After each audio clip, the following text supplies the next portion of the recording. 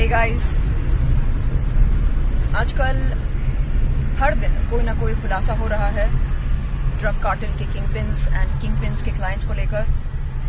हाल ही में दीपिका पादुकोण का नाम उछला।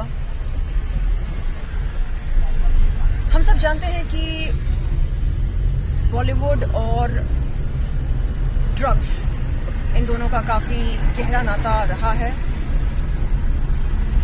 लेकिन जिन सेलिब्रिटीज को हम आइडलाइज करते हैं उनका नाम जब ड्रग्स के साथ लिंक होता है तो बड़ा अफसोस होता है, दुख होता है।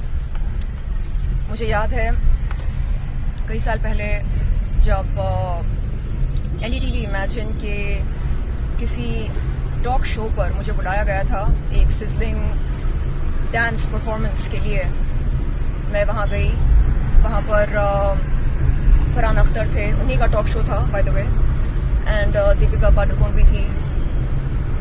मैंने एक diamond studded bustier and golden coloured shorts में एक बहुत ही ड्रामचिक डांस परफॉर्मेंस दी। एंड परफॉर्मेंस देते वक्त मैंने नोटिस किया कि दीपिका पादुकोण मुझको डर्टी लुक्स दे रही थी, इस कदर कि मैं शर्मिंदा महसूस करने लगी। तो परफॉर्मेंस के बाद जब मैंने स्टेज को एग्जिट किया और अपने वैनिटी रूम में गई, मैं सोचती रही कि क्या मैंने कुछ गलत किया, क्यों मुझको डर्टी लुक्स मिले थे दीपिका पादुकोण से। मुझे ऐसा लगा शायद एक आदर्श भारतीय नारी अंग प्रदर्शन नहीं करती है, नहीं करना चाहिए। उस इवेंट के कुछ महीने बाद मैंने देखा टेलीविजन पर और यूट्यूब पर दीपिका को अंग प्रदर्शन करते हुए, अपने जलवे दिखाते हुए हॉट सॉन्ग्स में। तब मुझे लगा ओ माय गॉड, ये क्या बात हुई। वो करें तो चमत्कार और हम करें तो खैर छोड़िए। Coming back to the drug cartel subject. Deepika Padukone ने कुछ हफ्ते पहले ये कहा था कि repeat after me, depression is an illness. उनका ये कोट था, मैं वर्बेटम कोट कर रही हूं, repeat after me, depression is an illness. तो क्या ये माना जा सकता है कि ये जिस डिप्रेशन की बात कर रही हैं वो ड्रग अब्यूज रिलेटेड है? देखिए, ग्लोबल रिसर्च ये कहता है कि 90% डिप्रेशन केसेस का ताल्लुक होता है ड्रग अब्यूज के साथ। Not every depression case, 90%। ये मेरा पर्सनल रिसर्च नहीं कहता है, ग्लोबल रिसर्च कहता है। मुझे लगता है कि दीपिका पादुकोण को अपना ये जो स्लोगन है, repeat after me, depression is an illness, इसे चेंज कर देना चाहिए या अपडेट करना चाहिए।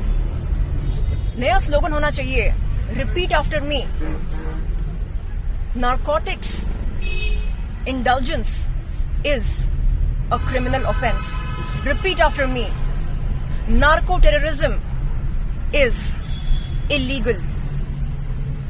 Repeat after me, drug abuse is unsafe, especially for the youth of the nation.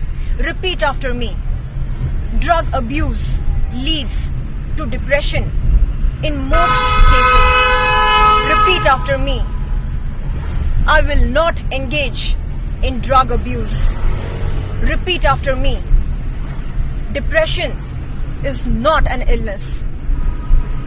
तो ये सारे स्लोगन्स उनको सबसे पहले समझने चाहिए, उसके बाद इन स्लोगन्स का प्रचार करना चाहिए। And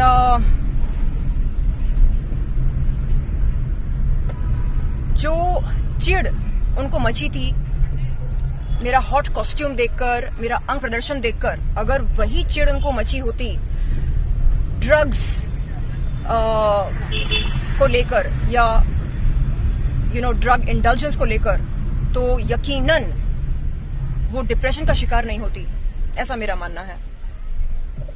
so it's time guys, we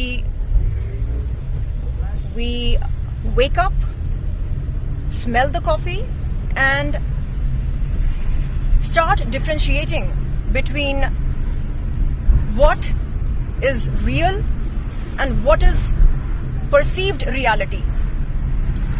एक होती है रियलिटी और एक होती है परसीव्ड रियलिटी. सो हम किन लोगों को आइडलाइज कर रहे हैं और क्यों कर रहे हैं, क्या वो लायक हैं कि हम उन्हें आइडलाइज करें, ये सारे सवाल प्रश्न हमें खुद से पूछने चाहिए. एंड जाते जाते मैं ये कहना चाहूंगी, repeat after me, narcotics is harmful for the human body. Repeat after me. Drug abuse is a criminal offense. Repeat after me. Drug abuse leads to depression. Jai Hind.